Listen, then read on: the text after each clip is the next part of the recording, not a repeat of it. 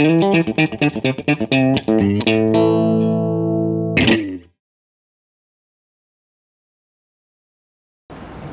I say, let's start from, there is a new record, I understand, right?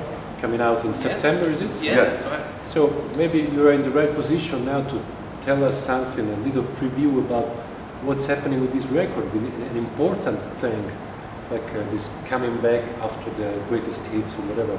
Can you tell us something about the new record? Well, basically we only got back together last year to promote the greatest hits because our old record company was going to release it, and we decided to be involved in that. And we wanted to put some new stuff on the album with all of the greatest hits. We've done the 3 new songs, Tear the Place Up, Squander and Because of You. And when we started writing, we found that it was so spontaneous and easy and so much fun that we had, at the end of the first writing period, like 14 songs. And so we decided that it would be a good idea to record another album, right? Yeah, exactly. And so we went in at the beginning of this year, January the 11th, we started writing some more songs. And then from the 1st of March, we started recording the album, and it was finished by May.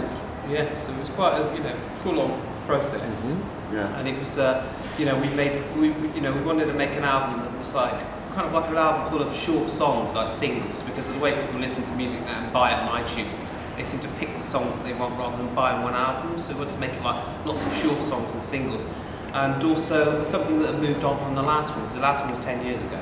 The album, so we didn't want to kind of go, okay, we picked up from where we left off. We wanted to kind of advance ourselves 10 years and make the new album. So it's definitely a Skunk album because it has all the elements of the band, but it's definitely a modern sounding, fresh Skunk album. It's not a hail back to the old days of the 90s. We're definitely up to date. So that's interesting because I remember the end of the 90s, and was among a bunch of musicians who were looking for reference in terms of fresh sound, interesting sound, and Skunk Anansie was definitely one of the things they were listening to. Yeah. So this new record, how is detaching from that sound? What's new? What's different? You were telling it's different. Well, for instance, I mean, the last time we made a record, there was a lot of. Remember, we were really experimenting a lot with effects. Uh-huh. So we used a lot of effects and kind of there was all modern stuff around it. So we were using all these different things. This new album is maybe more organic sounding. It's maybe less effects, more tones. So we'd be using maybe amps and guitars to get different sounds rather than more amps and guitars to get different sounds rather than one guitar amp and a lot of effects. So it's a very organic, it's a very warm sounding record. It's about a lot of bottom end. And it's quite classic in the sense that it hasn't got any dated sounds on it. They're kind of original tones, I suppose. So, and in terms of songs, it's more in the direction of driving, rhythmic songs, or more ballads or whatever?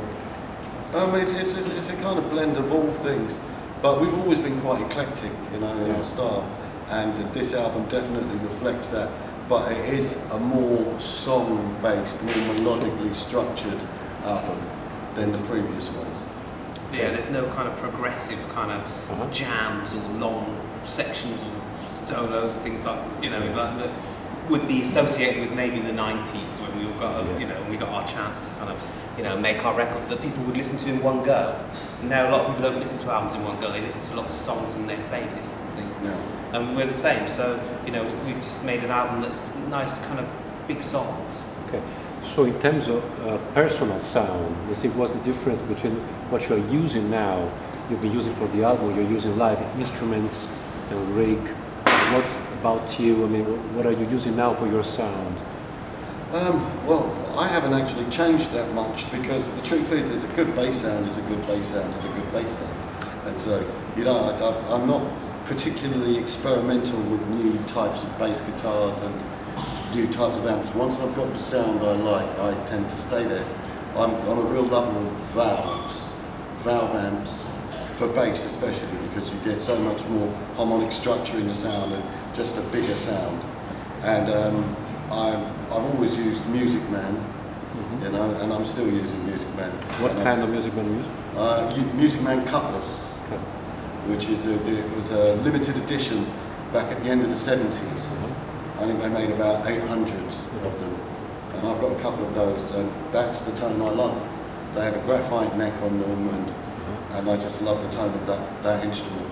Amp-wise, I'm using Eden still, which I was using 10 years ago, because that's the sound I like. It's similar to an Ampeg SVT, except it's more precise. It has more of a manageable sound to it. It's easier to tweak, whereas Ampeg is just big and strong and bold. The Eden is big, strong and bold, but it's also quite exact, quite Did the small head? The small head in here? No, it's called the VT. World Tour, isn't it? No, it's not a World Tour. It's a VT, a valve tool. Oh, a VT 300, I think it's called. Yeah, beautiful head, and I use two of those. One for a clean sound and one for all the effects. And I use two 8x10 cabinets. One for clean, one for effects. So, yeah, so I haven't really changed because I believe a good tone is a good tone. Good. What about guitar? My rig changes depending what I'm doing. So when the new album comes out, it may change again, because when I'm in the studio, I tend to pull out everything I've got and I record with all the things I've got, and then afterwards I try to sort it out afterwards what I can get out of one rig. So, for instance, when I was recording, I was using all different amps. I was using Fender, Marshall, Orange, Cock, Cornford, different types, all these things, Plexis. I had a whole range of sounds, and the guitars I was using were Les Pauls, PRS, Fenders, all these type of stuff. So when I go, at the moment we're on Smashes and Trashes tour, so that's basically the back catalogue of Skunk and Anansie plus the 3 new songs. So my rig at the moment is quite small. It's a Cornford Roadhouse, which is their boutique vintage one, with the G12 cabinet, a Marshall 900 with a vintage greenback 12-inch cabinet, Marshall cabinet. In the middle, it's the Cock, K-O-C-H, the Powertone 2 with the 4x12 cabinet that goes with that as well. So that's the rig. And then the guitars, I'm using a Les Paul Custom, a 90s one, and a PRS Tremonti, and a Larrivee, I think it's D60 guitar. That's the only 3 guitars I'm using. When we go out on the Wonderluster tour, I may add another amp. I'm not sure. I'll have add what? Another amp head. I might add another amp head, maybe another Marshall, something like this, and I'll have a couple more cabinets. I've got another Greenbacks cab and another G12 I'm going to add to those. Guitar-wise, I'll probably add a Fender Telecaster and a Framus AK 1974, which is their F-hole one. It's the Jan Ackerman one. So I might add that as well. Maybe an SC245, which is like the hardtail version of the cutaway as well. So you're definitely a humbucker kind of, basically a humbucker kind of guitar. Yeah, because you know what, a lot of things we did in the studio, I would track them with a single coil and I'd track them with a humbucker and it'd give it a big sound, and then when I get on stage on only one guitar, a lot of the time I have to go back into the humbuckers to get that big sound, even though I use single coils. So she was using a Tele live, was it right? Yes, Telecaster, yeah. Good. Do you use any pedals or effects worth mentioning? Well, in the studio I have a whole box of them, so it's everything. Live I'm using mainly Digitech hardwire pedals, the new hardwire, because they're just fantastic sounding pedals, just amazing sounding. And they're all hardwired, so there's true bypass, so you really, you don't lose much signal loss at all. So I've got most of those hardwire pedals and a Digitech whammy. And then the only other thing that's not the Digitech is the Pearl octave pedal.